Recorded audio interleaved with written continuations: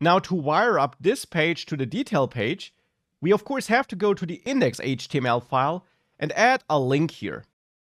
Add a link. Maybe just wrap the book name and not the rating, but that's up to you. And then make sure that this link points at the correct page.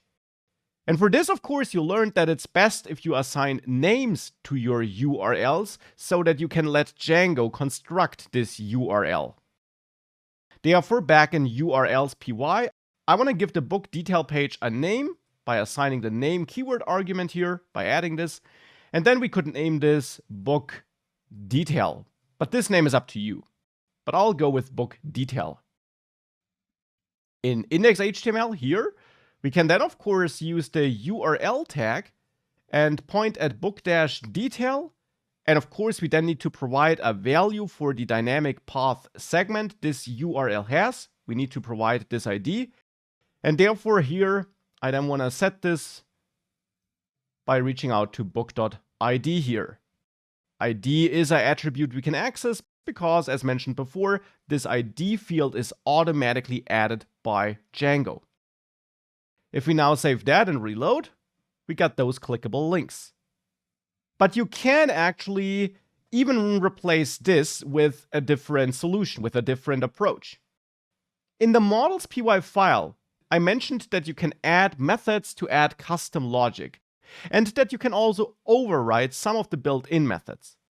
And there's one specific method which you can set and override, and that is the getAbsoluteURL method. This method is called automatically by Django in some parts of the application. I'll come back to that later. But you can also call it yourselves to get a URL that should represent and load the data for this specific model. And therefore here you should return a string, which is that URL which leads to the page representing this model. So in our case, which leads to this page. And therefore here, we can now also return this URL, and we can build it by using the name we assigned here, by using this reverse function we learned about earlier in the course. You learned that in a template you have this URL tag, and in Python code you have a reverse function offered by Django which you can use instead. So therefore here in your models.py file, you can import from Django URLs and import the reverse function, like this.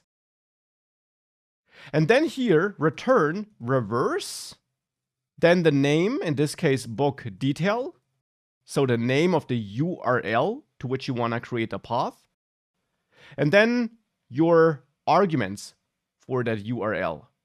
So here we add the args keyword argument, and then have a list of the arguments we need to set for this URL.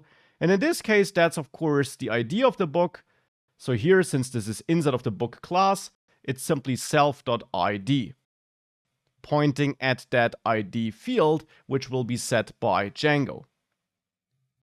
Now, with that method added, we can go back to the template, to the index.html file, and instead of using that URL tag, which we can use, there's nothing wrong with it, but instead of doing that, we can now also interpolate here and simply access book.get_absolute_URL and point at this method here.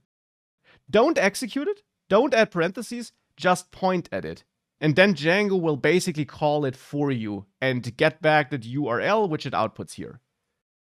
And if we now save that and reload this page, we still have our URLs and they still work, but now with help of that built-in overwritten getAbsoluteURL method in the end, which we're utilizing here.